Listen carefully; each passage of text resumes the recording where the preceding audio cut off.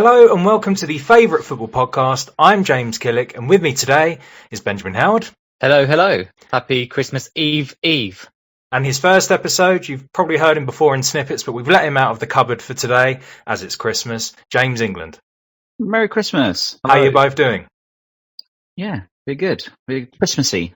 This is my last kind of thing to do before I, gorge myself in my weight of mince pies and unable to leave the house.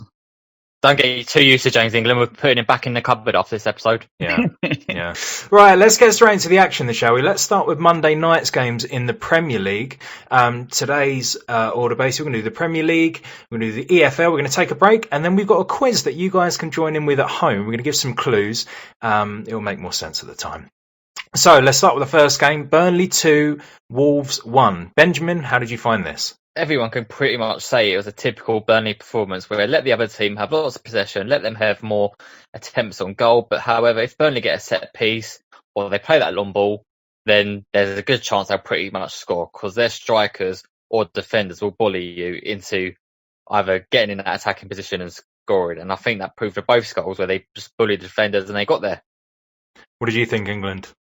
Yeah, kind of the same. They kind of basically, forced them into position and scored. I mean, overall, I didn't feel like either team was kind of taking the lead. It kind of just felt a bit to and from for me. But I guess you would have said a draw would have been a fair result because it wasn't the most exciting of games. No, it wasn't. Fabio Silva, though, is the youngest kind of player for them to ever score, which is interesting. Oh, he's very young boy, isn't pretty much. Yeah. Big money as well, so good for him to get a goal. Yeah, looking at the stats, actually, it's quite surprising that Burnley actually had more shots on target than Wolves. Burnley had 4 and Wolves had 3. But obviously, when you've got Wood and Barnes up front, that's a bit serious, isn't it? And that was Ashley Barnes' first goal in 969 minutes in the Premier League. That's mad. Yeah. Really good. He seems to score lots in a short amount of period, and then it would just go a long time without a goal. And then you'll just crop up with another 4 goals. Yeah, he had a pretty good tally last year, though, didn't he? Was it the year before? Relatively good tally, considering, the amount of chances they create. What are you counting as relatively good? I think he got more than 10. That's all right. He got 6 goals last year. All right, what about the year before that? 13. There we go. Unlucky for some. Right, then. So combine that's then he got 10. That will do. No, I like them both. They're a bit of a throwback, haven't we? And we said before that Burnley are one of the only teams to sort of play that 2 up top, the big men causing problems. So we need a team like that in the league, don't we? Yeah, 100%. They're a classic football club. It's just like they haven't changed since the 90s. Yeah. It defies the English Sunday League. I kind of love that about them. They're not moved on to the 4-3-3 and they're not trying to counter-attacking football. They're kind of just, stick to their guns, get the job done. That's it. Or Burnley. We'll go in, we'll get the job done. The pub player team, I call them. Nah, they're in the Premier League. You've got to give them some respect, Ben. But at least construction workers. At least construction. Mate, it was a massive win for Burnley, and we said in the last episode, didn't we, that they got 2 games in hand, and a lot of the teams down there, they've won this first game. That puts them with 13 points. They're now in 16th. They've still got a game in hand. Should they win that game, they'd actually jump above Arsenal, and they'd be 1 point. That's not hard, is it? Well, yeah. Setting the bar quite low there. I mean, we did Arsenal last episode, so the listeners / me don't want to speak about that anymore. So we're going to jump over that. But yeah, huge win for Burnley. Wolves, typical of Wolves, really. I mean, you'd expect them probably to win this game, wouldn't you? But they didn't. Obviously, Jimenez is still out. 11th, that's okay, isn't it, I guess, for Wolves? I think they're just struggling to find their rhythm, aren't they, without Jimenez there? They're not... Neto has stepped in and done, obviously, some goals in. And great goals as well, but I think, is he the front man? I think they're struggling to find that kind of, fill that gap. And we don't know when Jimenez is returning. No. Obviously, it's possible, would be nice, but I think they really need to sit down, think over this Christmas, who's leading that front, because they feel a bit lost at games. And other games, you got Podence like smashing goals in, Neto, it's just too kind of to and from. There's no kind of consistency. So I think they're struggling to find that at the moment. I don't think without that recognised goal scorer, I think they will struggle for goals because then they're having to rely on, obviously, like you said, goals from Podence, Neto, who aren't obviously the most clinical as their wingers by trade in that. But you can't, obviously, they bought Fabio Silva for huge money in the summer result, and you can't put your hopes on a 19-year-old in his first season in Premier League. Well, his first, 18. you would say first proper full season. That's too much pressure to put on someone his age to deliver. Yeah, and Jimenez has played constantly, hasn't he, really, since he's been at Wolves. It's quite amazing, really, because I think in the first couple of seasons in Wolves, he smashed up so many more games than he did the few seasons before. He's constantly led that line, and obviously last year especially, didn't they? Wolves had about 800 games to play, and he pretty much featured in every single one of them. So big shoes to fill. And maybe in January they'll have to think about that, or maybe not, because he's going to be back, isn't he? So we'll have to see what happens with that, I think. But good game, and good for Burnley, and we like Burnley, so there we go. Let's move on to the next game then. Chelsea 3, West Ham 0. James England's actually a Chelsea fan. You happy with this result? Yeah, I mean, obviously I'm happy with the result. Do I feel like the game's a fair reflection? I mean, I watched it with Dan. Oh, well, obviously listening with Dan. A West Ham fan. Good chat. Yeah. I don't know. I don't like the way we're playing, formation-wise. It doesn't work for us. I mean, they could easily smash 2 goals in. Was that offside? I'm not going to debate that. Obviously happy that it was called offside, but I don't. Whatever we're doing at the moment up front, we're not doing it right. I mean, I'm obviously thrilled we got another clean sheet for Mendy's record. Our defence when Silva's in there looks dangerous. Silva obviously with a header was a blinder. Yeah, good header, wasn't it? Strong header. Great header. But for me, that front three is not working. Nicely Pulisic back though and playing. He played, I thought, really, really well. He just changed that team dynamic overall. But I don't know. It needs to change. I still think Werner should be in the middle rather than keep swapping out to the left and right. Like, he plays best in the middle. We've seen that at Leipzig. So let's put him in the middle and try and build it around him. We've got so many good players. We've got so many attackers. I think that's probably part of the problem. Yeah. Like, we're trying to keep Abraham happy. We're trying to keep Giroud happy. I get that, but at the same time, we need to be consistently winning games. People started games this season or drawn games that we should have, on paper, won easily. Yeah, I was quite surprised to see that Abraham had started. I mean, obviously he had a relatively good season last year, didn't he? I think it was 18 goals, was it, across his fantastic season. So you can see kind of why he's brought in, but then obviously you've just brought back Giroud after a good run of games. Then you've dropped him, and then you brought in Abraham. I mean, it's not perfect, is it, to have so much change up there? And Havertz coming on the 84th minute. I mean, he's a big player, and he's getting 6 minutes of game time. Yeah, no, exactly, which is insane. And don't get me wrong, I love Giroud. I've got a big soft spot for him. But the last couple of games, I know he didn't play this one, but the last couple of games, he's a sub. He's like a sub, bring on to change the game. He's not a guy, start off because doesn't have that big impact otherwise. Abraham, again, I really like him, and he does need game time. It's a rock and a hard place. I mean, Frank has not got an easy job by any sense of imagination. But I've got no kind of advice to offer. Obviously, being the football legend that I am. But yeah, I don't know what you do. I mean, it'd be nice when we got players back. I don't know what you do with Havertz. I don't know where you put him. We'll have to see, won't we? Really, him and Mount are direct competitors. So. Yeah, for sure. And Ben, obviously, Chelsea, they didn't have a shot on target against them, did they? So they've definitely more solid at the back, aren't they? Or do you think that was sort of West Ham dropping off a little bit rather than Chelsea's kind of superior players? Obviously, when you've got Thiago Silva in your defence, it automatically increases your chances of a clean sheet. And I think he's made such a difference to that Chelsea back line because he is so commanding and he knows what he's doing because of the amount of experience he's accumulated over the years. And I don't think West Ham didn't play too bad, to be fair to them. It's just they didn't really have as many goal attempts as Chelsea. But I thought second half, Chelsea were quite under it. And if it wasn't for those 2 quick fire goals from Abraham, maybe West Ham could have pushed on for a late equaliser or not. But I thought it was a bit weird starting Noble for them because considering he's not played much this year, and I'm not sure why Ben Rama was on the bench because I like Ben Rama is quite a creative player. So maybe he was being a bit conservative there, Moyes, with putting Noble on and maybe being a bit solid in the middle and then relying on your 3 outlets of Fornals, Bowen and Haller. But if I was him, maybe I would have put Ben Rama in there to cause Chelsea a bit more issues because obviously Chilwell came off early, and that doesn't help Chelsea at all because now you've got Reece James and Chilwell, who are your best fullbacks at the moment. It's a weird one. Keep starting Fornals, isn't it? Because we don't seem to really do an episode where we're singing his praises. I can't think of any particularly incredible standout moments, but yeah, he keeps being put into that starting lineup, and you do think, why not start Ben Rama? Really odd. It's really odd. But when they took him off, second half was it? 66 minutes. One else came off. Yeah, and left Nobles on, which I thought was also weird. I mean, they are clearly missing a striker with Antonio out, and I mean, why he scored some amazing goals, obviously that overhead kick, for example, he's not consistent enough. No.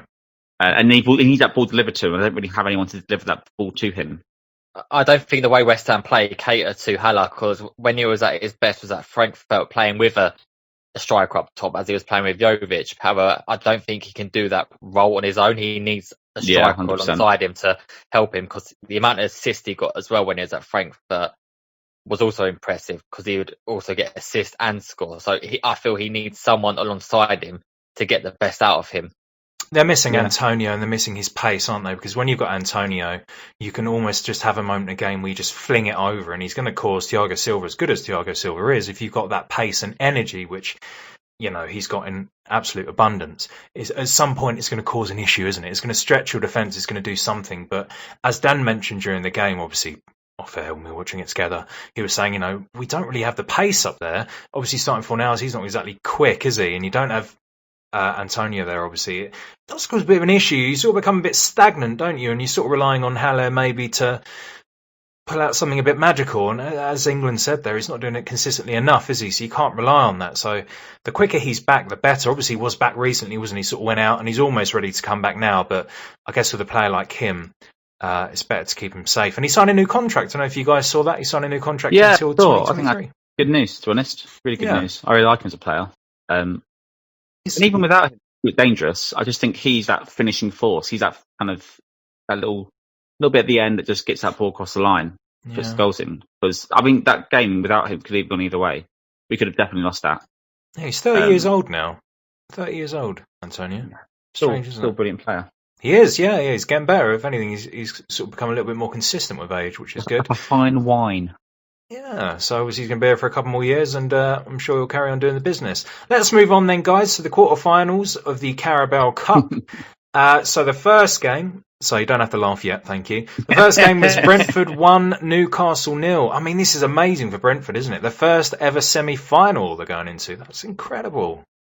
Well, yeah, for them especially, because they've moved into a new stadium as well. They just missed out on Premier League action in the finals, so it's signs of progress under Brentford as well. And I saw a lot of people, Newcastle fans on Twitter, saying that they weren't expected to beat Brentford. And it's like, how can you have that mentality? Brentford, who've just reached their first major semi-final, then you've got Newcastle for their amount of history, are afraid of Brentford. How does that happen? I think it's maybe just the negativity around Newcastle, isn't it? Because a lot of the Newcastle fans, and I'm pretty sure I saw the phone-ins and the comments were basically Bruce out.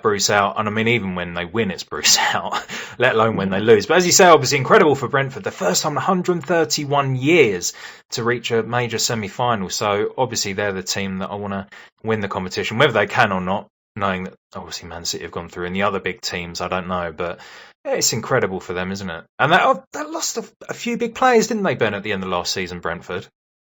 Obviously, there was Ben Rama, there's Ollie Watkins, but then obviously they've had Ivan Toney banging in the goals, and he didn't even start for them. And the goal winner was Justin Silva.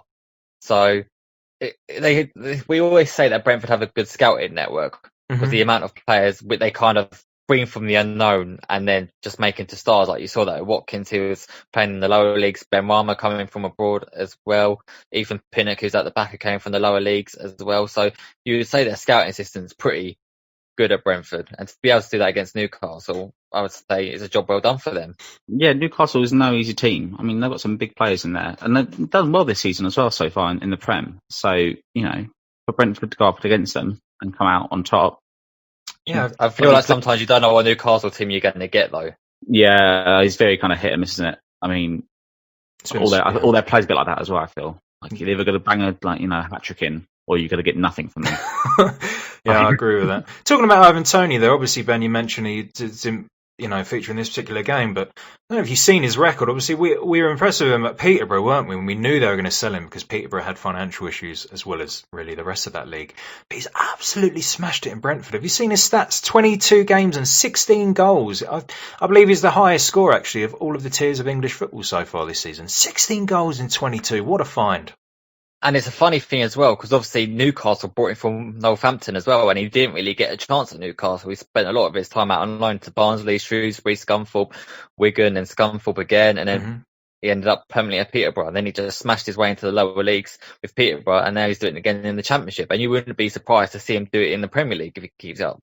That's one of the good things about our pyramid, isn't it? And we've said this before about keeping these clubs. He obviously played for Newcastle, but that was a few years ago. He's 24 now. What, 4 years ago I think he played for Newcastle? Just 5 years ago. Yeah, when 20 years old, 19. It's hard to be, it's hard to be good enough for the Premier League sometimes, isn't it? Unless you're an exceptional talent at that age. So the fact he's been able to obviously drop down a bit, still obviously in the pyramid, which is, still a fantastic level. Now he's in the Championship smashing that, and maybe obviously he's going to come up at Brentford, or maybe he'll get, something elsewhere. But he's a fantastic player. Really, really love him. Yeah, I think that's the same, because you remember Adam Armstrong as well. He was at Newcastle as well.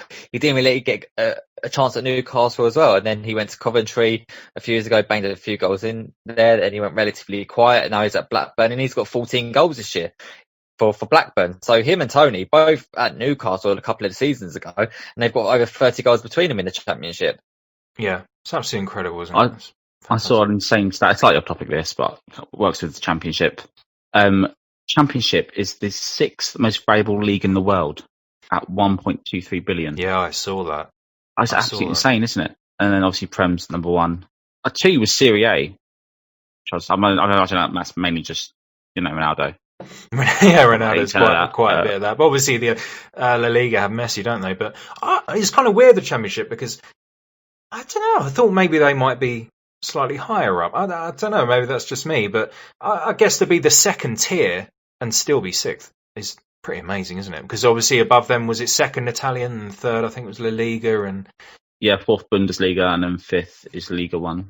So it's only it's the big 5, and then straight away it's them. I mean, it's pretty incredible. I guess it's pretty amazing. I think it speaks a lot about English football and what it means over here.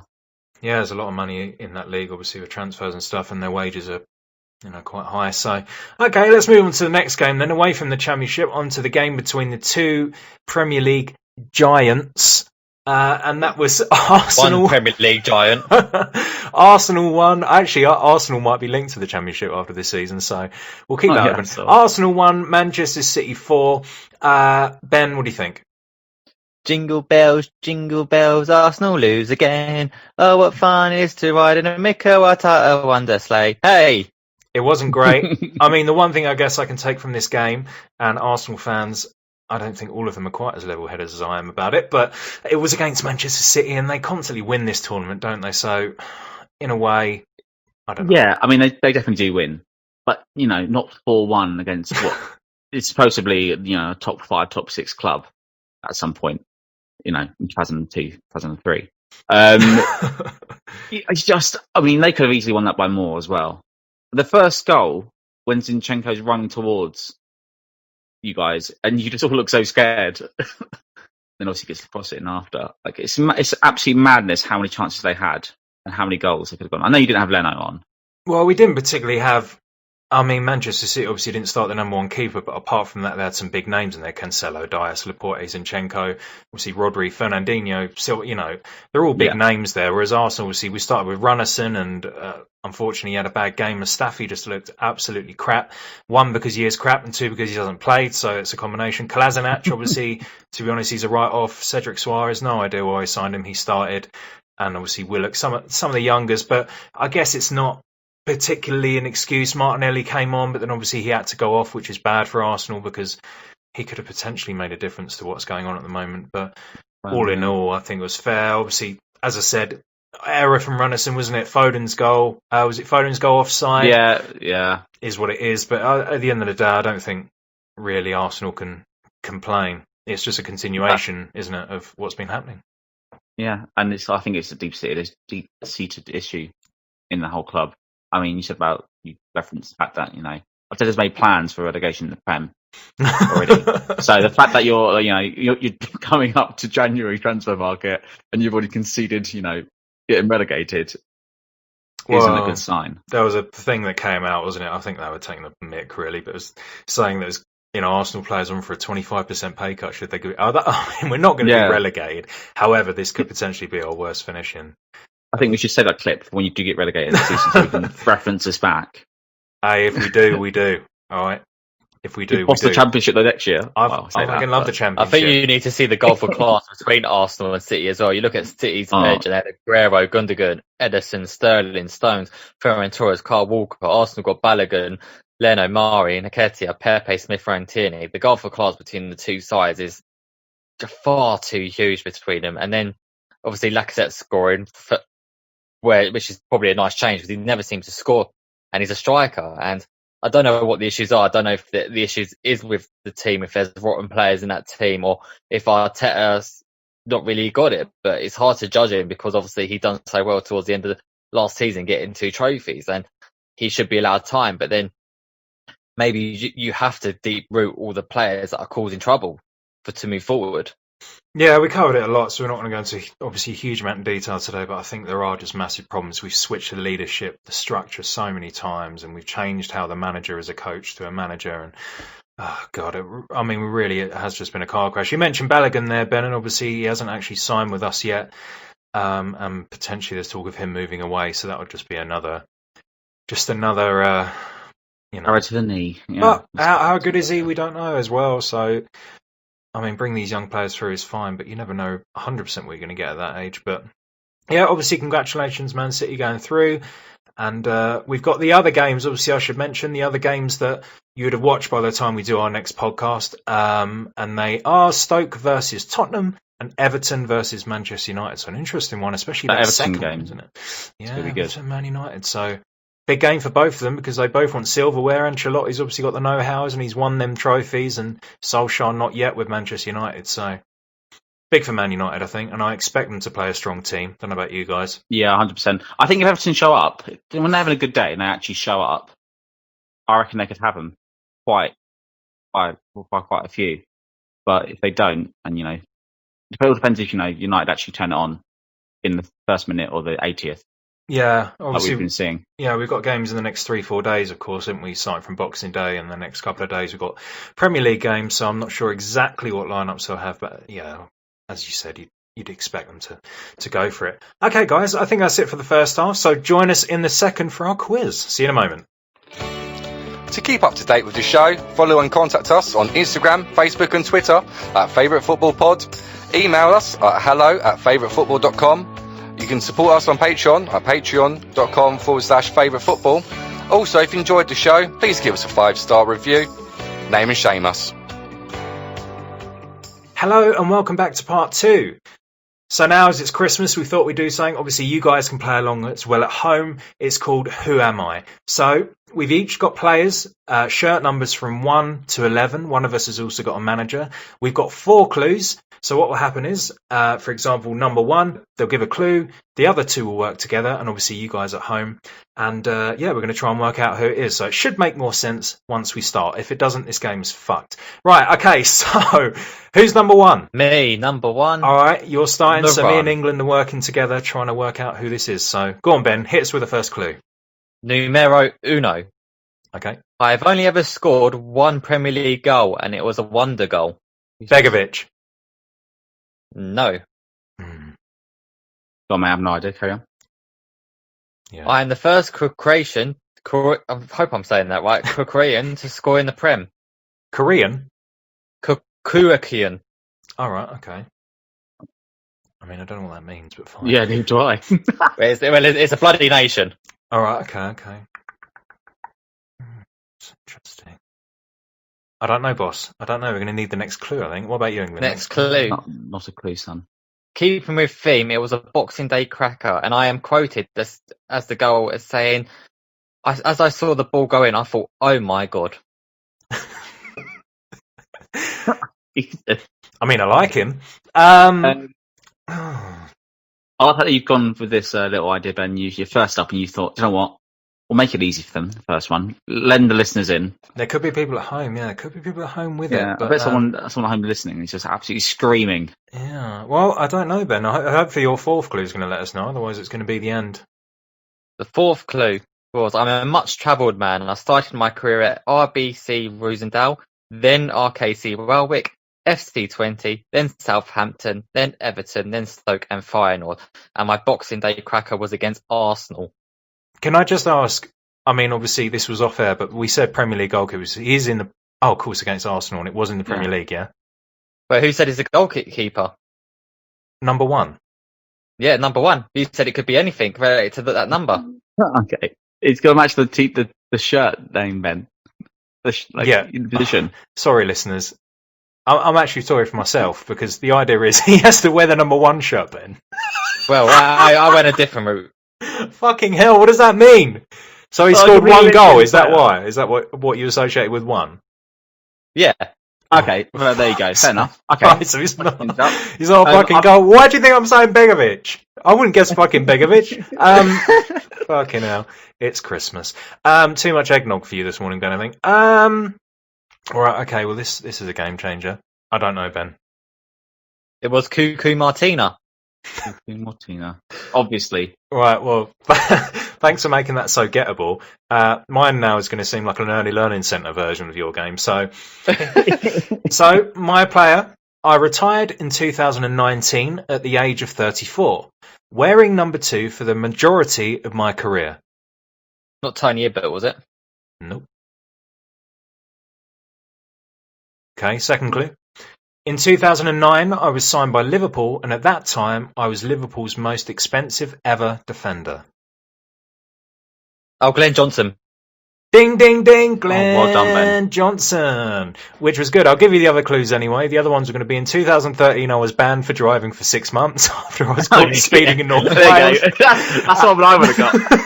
And I won the FA Cup in 2007, 2008, but not with Liverpool. Okay, fine. England, hopefully your guy wears the number 3. Yeah, well, trust me, he does. Right, perfect. Or position 3, I've gone for, other than wears. Okay, so it's impossible. Okay, so first clue is I can boast about winning 19 bits of silverware during my career. Ashley Cole. Oh, for fuck's sake. I've spent so long creating this 4 goals that you got in the first one. Good. I'll tell you that because I've worked so hard. All right. I have part citizenship in Barbados. Mm-hmm. I didn't want to fight for this love when I cheated on my marriage. I followed my ex-teammate and friend to his new job where I manage the youth team. All right. He's youth manager of Chelsea now. Okay. Perfect. Well, at least you went by the rules. Ben's gone a bit mental. I like to make it hard for everyone. Okay, fine. So Ben, number 4, please. This is an actual player's shirt number now. Wow, here we go. Yeah, so I am one half of a famous brother pairing in the Premier League. Kolo Touré. Yeah. Ding, ding, ding, ding. Kolo Touré is correct. Yeah, boy. So the other clues were both of us have won the Premier League title and spent time in Manchester. I had also won number 4 shirt at Liverpool. Lastly, I'm an AFCON winner and one half of the Arsenal Invincibles centre-back pairing. That was much better than your first one. Wait till you see number 10. Oh, for fuck's sake. All right, okay, where are we? Number 5, that's me. Okay, so I wear the number 5 shirt. I'm a current player and have been playing for my current team since 2016. A French player and playing for your club since 2016? I'm a current player and I have been playing for my current team since 2016. Oh, gosh, got to take a random guess. Lacazette? Nope. Remember, in my quiz, he actually wears the number 5. Right, the next clue. Oh, yeah, shit. Because someone sit Ben down. We're going to have to take a break. No, let's go on. I have 2 middle names, one of which being Emil, which is fitting as Emil played for my current club and is one of the best players ever in the Premier League. Don't at me, lol. Right, let's do that again. I have 2 middle names, one of which being Emil, which is fitting as an Emil played for my current club and is one of the best players ever in the Premier League. Don't at me, lol. And his current friend, 2016. He moved to his current club in 2016. He's still playing now. His middle name is Emil. All I've got on my head is bloody Heskey, which obviously it's not. But now you said Emil, that has literally lived in my head. Well, absolutely. useless. Carry on down that road, England. Carry on down that road. Okay. Let's move on to the next one then. I'm surprised Ben hasn't got that, actually. I have played for a total of 4 clubs. My honours include the Premier League and the Champions League. Number 5. He's been playing since 16, so he's obviously a top tier. All right, I'm going to move on to the next clue, just because I actually just want to get 4 out. My international team came second in the 2018-19 Nations League competition. Is it Dejan Lovren? Nope. The answer is Jorginho Wijnaldum. Emil Heskey obviously played for Liverpool, so you're down the right road there. Yeah. I thought it was from Liverpool. I just couldn't work out who was Emil. Yeah, Emil Heskey. All right, good. Well, okay, that was good. Right, okay, let's move on. Who's next? Number 6. It's me. Okay. Me with number 6. Okay, so my first one is I've only ever played for English clubs. You said clubs as well. That's a plural, more than one. So Titus Bramble. No, it's not.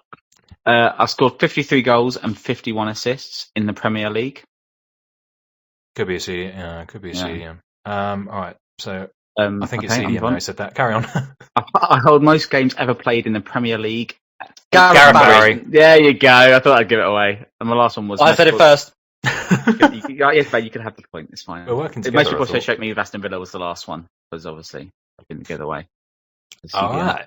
Okay, that was a good one. All right, moving on. Who's next? Me. Okay. Number 7. So I kind of had to change this quickly from the top of my head, but I will tell you my original question after. So okay. I am often known as saying, at the end of the day, David Beckham. That is correct. That's it. And how have you got to David Beckham? And if you'd like to book Ben for your pub quiz, please contact us on our socials below. Carry on. The second clue was which it was I shagging from the Spice Girls. Well, yeah. I mean, yeah. I mean, I scored from the halfway line as well. Was another clue. If I could be bothered, we would record this. It's Christmas. It's silly, right? Yeah. All right, let's move on then to mine, shall we? So, I wore the number 8 shirt, of course. In 1991, I moved from a small, irrelevant tin pot club to another in the Premier League, at which I won the Premier League and the FA Cup. So in 1991... Is it Sol Campbell? In 1991, I moved from a small, irrelevant tin pot club to another in the Premier League, and at this new club, I won the Premier League and the FA Cup. Yeah, go on, next one, mate. Okay. Shortly after my retirement in 2000, I was awarded an NBE for my services to football. Number 8 as 2000. well. Interesting. Okay. I became my club's record goal scorer in 1997. However, since then, my goal tally has been surpassed. It's Giggs? Nope. No, he's not number 8. Here we go. 2 of my sons have had a successful football career, one of which became the fastest ever player to reach 100 goals in the MLS. Oh, is it Ian Wright? Yeah. Yeah, well done. Yeah, Tin Pot Club like fucking on. Of course, moving from Crystal Palace to Arsenal, so yeah.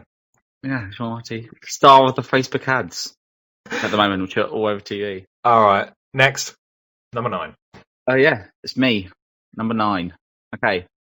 I've scored 162 goals in the Premier League. It's not Aguero because he's number 10. Is it Andy Cole? No, mate.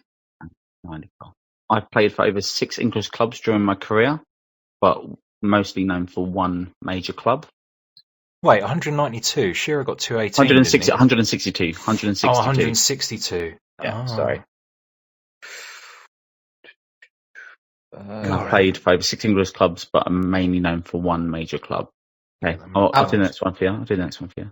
I own the record for the most goals scored on Boxing Day, which is 9. He's English as well, 162. Michael Owen? Christmas themed, not Michael Owen.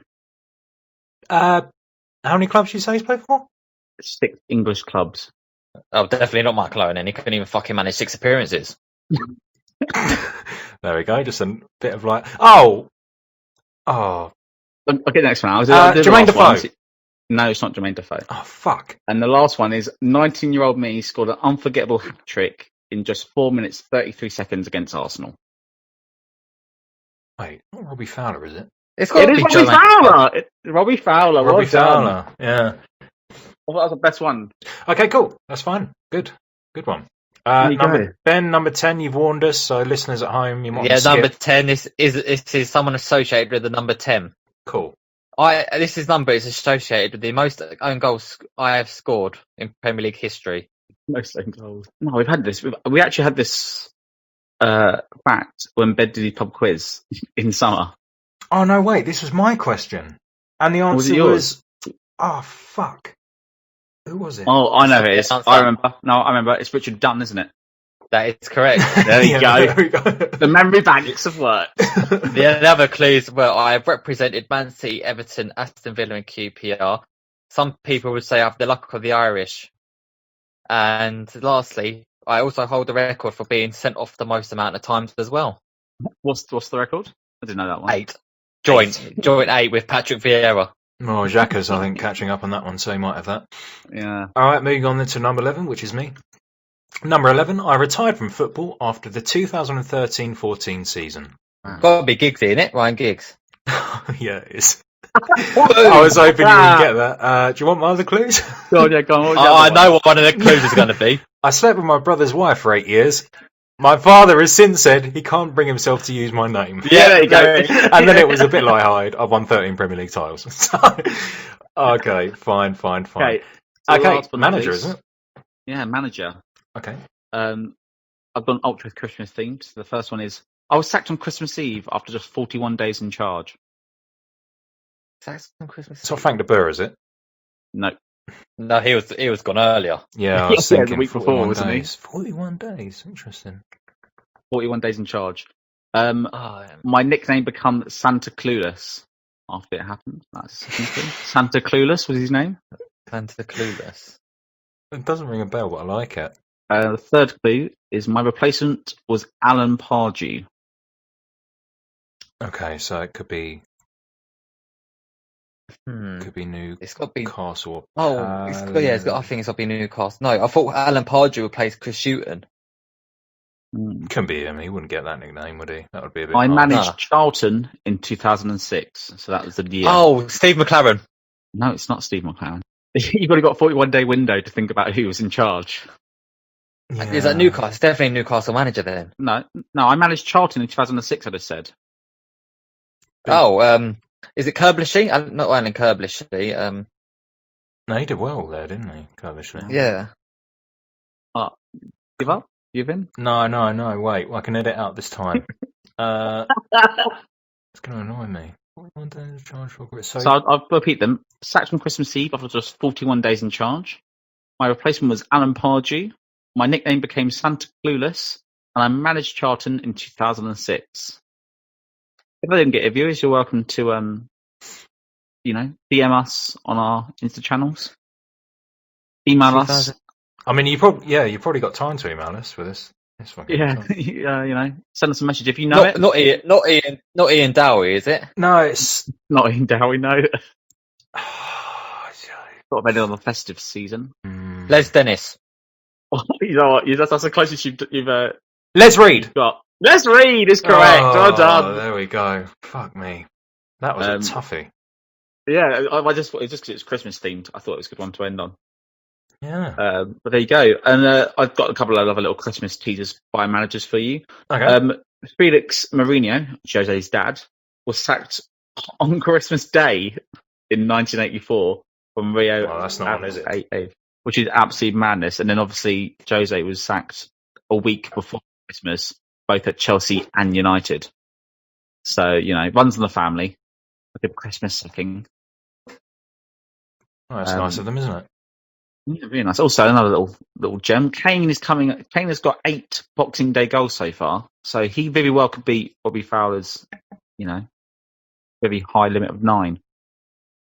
I'll bet he will do it as well. But I think he will beat it, but I don't know if it counts because obviously his game's on a Sunday, not Boxing Day this year, so it'll be next year. Unlucky, Kane. It won't be this year, unfortunately. There you go. Well, thanks for playing along, guys. If you did, I hope you enjoyed that. Obviously, something a bit different.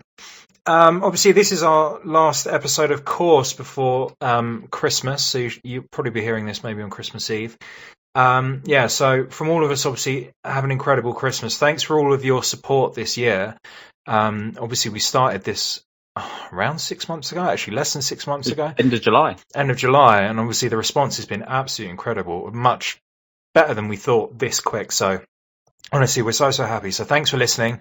Obviously, stick with us. We're going to be with you after the Boxing Day games. Obviously, we've got a couple of days after that of games, haven't we? And then we sort of go back to normal. Obviously, it's a tough year and people can't see families and stuff, and it's going to be incredibly difficult. So if you are having issues, jump onto our Instagram and we're going to put a post up, just some numbers you can text and call and stuff if you're finding it difficult. Absolutely. Completely understandable this year. And, if it's Christmas and you're sort of stuck on your own, you want to just talk football, you can always hit us up on our socials and, we'll pick them up and we'll come back to you for sure. So obviously stay safe this Christmas. Have a good one. I think that's it. Merry Christmas. Merry Christmas. Oh.